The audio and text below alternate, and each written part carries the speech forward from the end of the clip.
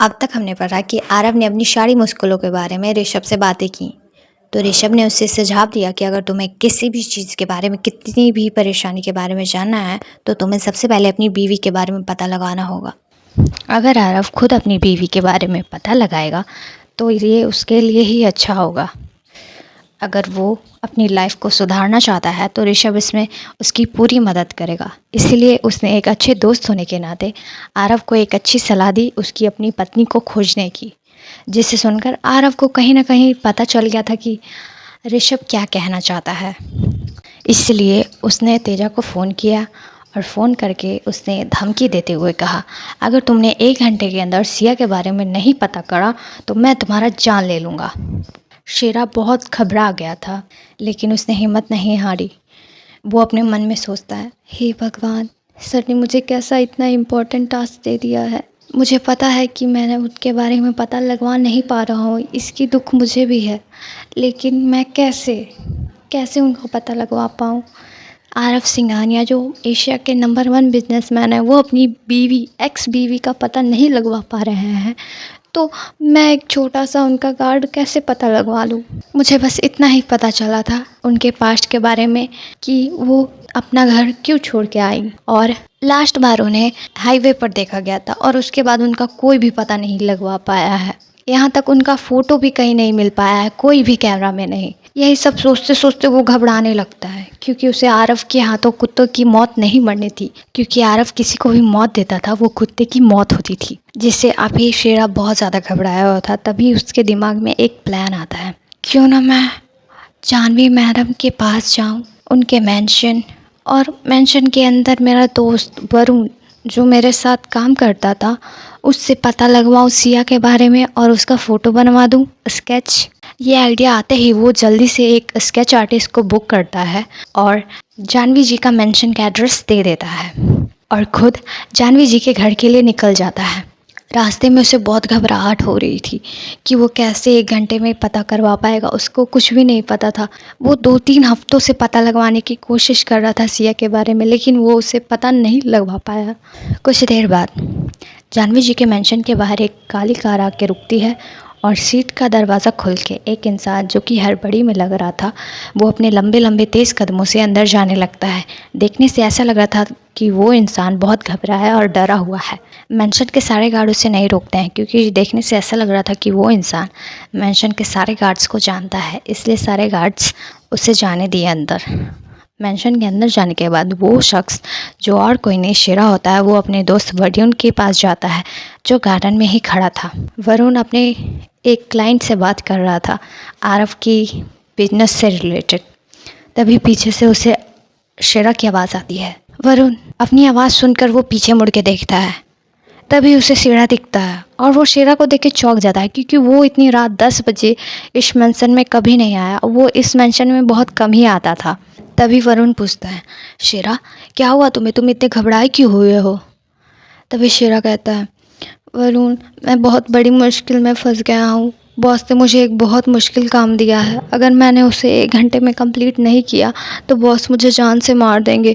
तुम्हें तो पता ही है कि लास्ट बार बॉस ने एक छोटी सी गलती के लिए हमारे एक दोस्त को मार दिया था। मैं भी मरना नहीं चाहता हूँ, वो भी कुत्ते की मौत। जिसे सुनकर वरुण भी काफ़ी घबरा जाता है, क्योंकि उसे भी पता था कि आरव किसी को भी जिंदा नहीं छोड़ता है, और जिसे छोड़ता है हमें जी नहीं पाता है। आरव किसी को भी मारता था वो कुत्ते की मौत ही होती थी, बहुत दर्दनाक मौत होती थी। अपने दोस्त के बारे में जानकर उसे डर लगने लगता है। अपने दोस्त के बारे में जानकर वरुण कहता है, शेरा तो तुम यहाँ पे, मैं तुम्हारी क्या मदद कर सकता हूँ। तभी शेरा कहता है, तुम मेरी एक ही मदद कर सकते हो, मुझे सिया के बारे में पता लगवाना है। सिया का नाम सुनकर परेशानी में भी वरुण के फेस पे एक स्माइल आ जाती है और वो सिया की बचकानी हरकतों और उसकी छोटी छोटी बातों की खुशी को याद करने लगता है, जिससे मेंशन के सारे लोग बहुत ज़्यादा प्यार करते थे। लेकिन जब उसके बॉस ने सिया के साथ इतना गलत कर दिया तो सारे गार्ड अपने बॉस से काफ़ी नाराज़ थे।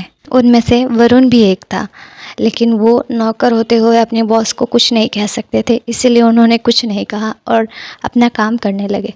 तभी वरुण कहता है, सिया सिया के बारे में क्या पता करना है तुम्हें।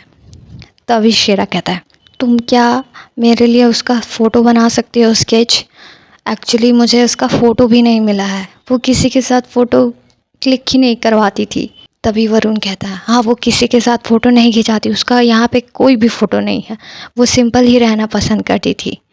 बॉस ने उसके साथ जो भी किया बहुत गलत किया, देखना एक दिन बॉस को बहुत बड़ा पछतावा होगा अपनी करनी पर।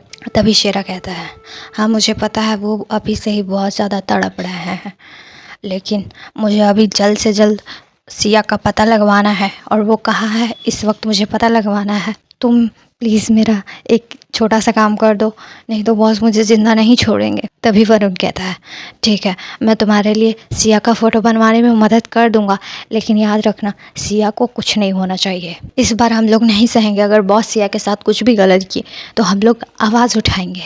जिसे सुनकर शेरा कहता है, तुम चिंता मत करो, मैं खासकर ध्यान रखूँगा कि बॉस सिया के साथ नहीं कुछ करें।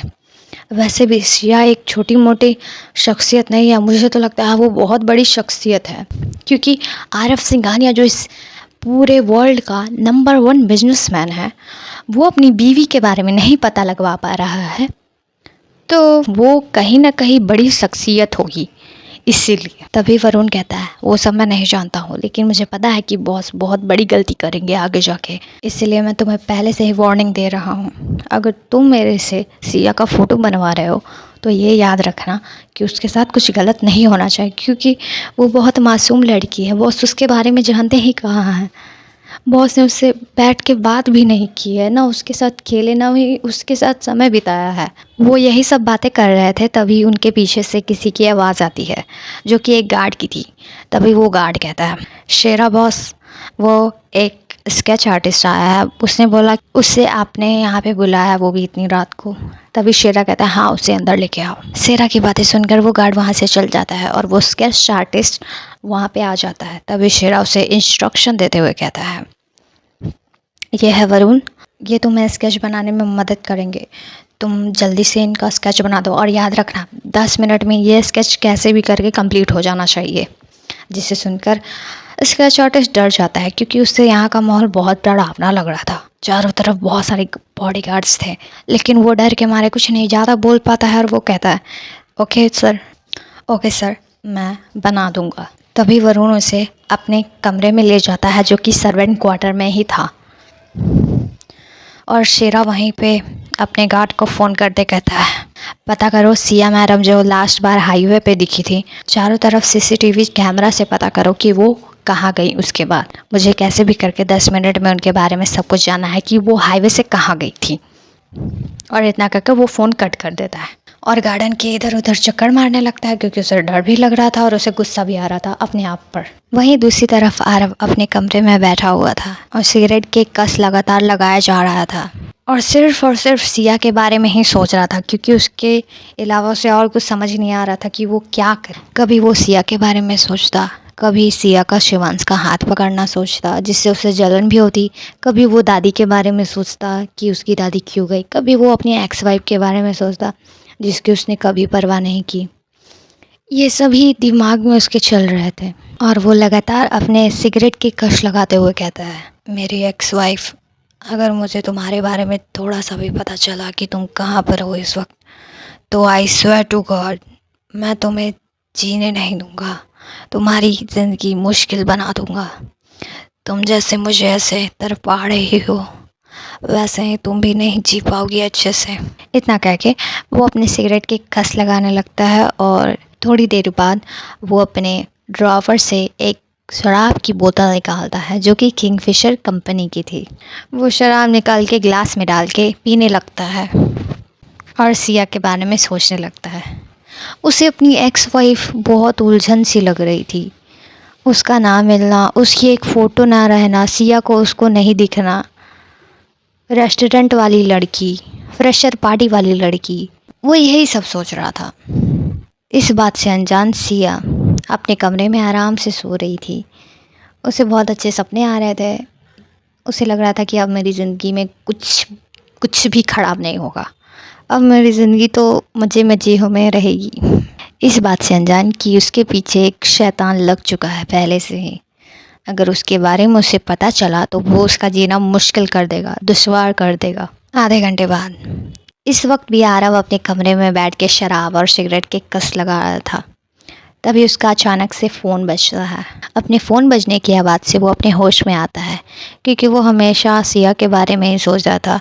सिया का वो घूंघट में आना, सिया की बातें, सिया का किसी और मर्द से क्लोजनेस, उसे जलन होती थी।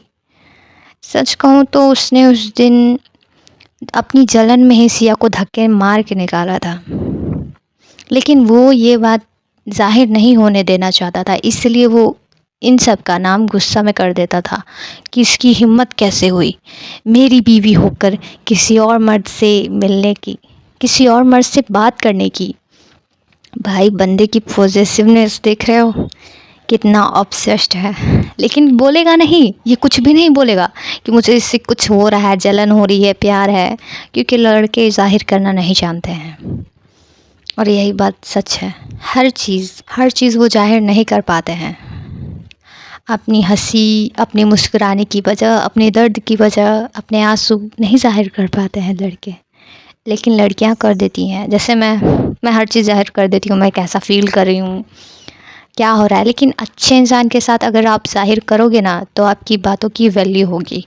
अगर आप दूसरे इंसान जो कि आपके सामने तो अच्छा बन रहा है, लेकिन दूसरे के सामने आपका मजाक उड़ा रहा है, तो इन सब लोगों से आप दूर ही रहो। मेरे प्यारे सब्सक्राइबर्स, ये एक लाइफ लेसन है जो मैंने बहुत लोगों से सीखा है।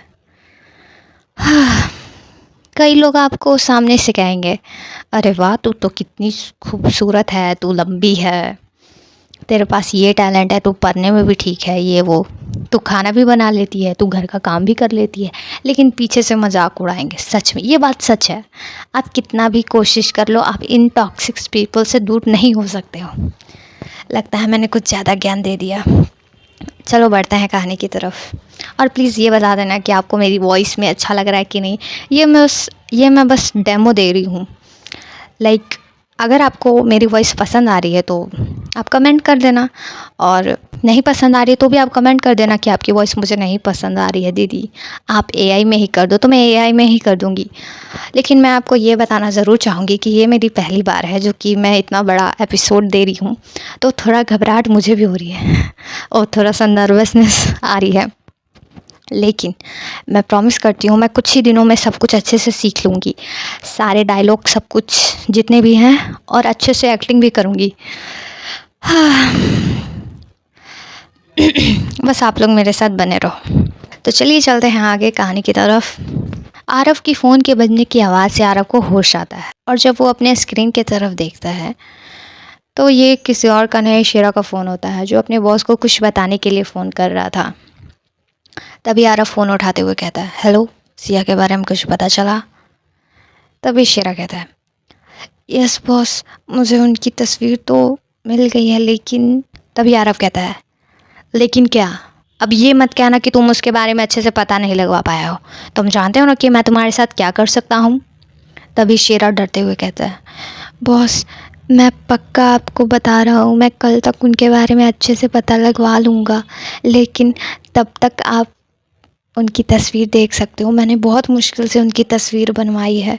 तभी आरव कहता है, ठीक है, तस्वीर तुम भेज दो मुझे, मैं देख लूँगा, लेकिन ये बात याद रखना, मुझे कल तक उसकी सारी जानकारी चाहिए कि वो अभी इस वक्त किसके साथ है, कहाँ है, और उसका सारा बायोडेटा मुझे पता लगना चाहिए कि वो हाईवे के बाद कहाँ गई थी, किसके साथ है। तभी शेरा डरते हुए कहता है, बॉस, मुझे तो लगता है कि वो किसी बड़ी शख्सियत के पास है, क्योंकि आप नहीं उनके बारे में पता लगवा पा रहे हो, तो मैं कैसे पता लगवा सकता हूँ उनके बारे में। हाँ, अगर वो चाहे तो वो अपने बारे में पता लगवा सकते हैं। इसमें थोड़ा सा टाइम लगता है बॉस। अगर आपको लगता है कि मैं बहाना मार रहा हूँ तो आप अभी मुझे मार सकते हो। ये सब शेरा बहुत ज़्यादा डरते हुए कहता है। उसे पता रहता है कि उसका बॉस कैसा इंसान है, इसलिए वो ये शब्द बोलता है। उसको पता है कि उसका बॉस नहीं मार पाएगा, क्योंकि आरव को इतना दिमाग होगा कि आरव सिंघानिया उससे पता नहीं लगवा पा रहा है, तो शेरा कौन सी खेत की मूली है। तभी आरव कहता है, ठीक है, तुम इस वक्त एक काम करो, सिया के बारे में ये पता लगवाओ कि वो इस वक्त कहाँ है, और जल्दी से जल्दी मुझे सारी इन्फॉर्मेशन दे दो। फिर उसके बाद मैं तुम्हें कुछ नहीं करूँगा। जिसे सुनकर सिरा की जान में जान आती है, क्योंकि उसके बॉस को अगर उसे मारना होता तो वो कुछ देर पहले ही उसे बुलवाकर मार देता, लेकिन उसके बॉस ने बात को पलटा है, यानी कि वो बच गया, जिससे वो बहुत ज़्यादा खुश होता है और वो खुशी के मारे कहता है, जी बॉस ठीक है बॉस, मैं सब कुछ पता लगवा लूँगा कल तक, आप निश्चिंत रहें। तभी आरव कुछ ना कहते हुए फ़ोन कट कर देता है और अपना फ़ोन निकाल कर व्हाट्सएप ओपन करता है। व्हाट्सएप में उसे कई सारे मैसेज आते रहते हैं, लेकिन वो सारे मैसेज को इग्नोर करके शेरा का मैसेज देखता है। एक फ़ोटो शो हो रहा था। तभी आरव उस फ़ोटो पे क्लिक करता है तो वो फ़ोटो लोड होने लगता है, और जैसे ही वो फ़ोटो लोड होने लगता है, अचानक से आरव का दिल का धड़कन बढ़ने लगता है, धक धक धुक धुक धक धक धुक धुक। और अचानक से आरव के सिर पे एक बॉम्ब गिर जाता है और वो अचानक से अपना फ़ोन गिराते हुए कहता है, ये सिया है, ये कैसे हो सकता है, ये और सिया। इतना कह के वो अपना सर पकड़ लेता है। आखिर क्या देखा आरव ने, किसको देखकर आरव ने अपना सिर पकड़ लिया? क्या सिया को पता चल पाएगा आरव के बारे में? क्या शिवांश को पता चल पाएगा कि आरव ने क्या किया उसकी बहन के साथ? जानने के लिए बने रहे हमारे साथ डेलुलु वर्ल्ड में। धन्यवाद। अब आगे, अब तक हमने पढ़ा कि शेरा ने आरव को सिया की स्केच बनवा के फ़ोटो भेज दी थी, और जैसे ही आरव ने सिया की फ़ोटो देखी वैसे ही उसे सब कुछ समझ में आने लगता है। वो हर एक कड़ी को जोड़ पा रहा था उस वक्त, क्योंकि आरव को भी कहीं ना कहीं सिया पर शक था।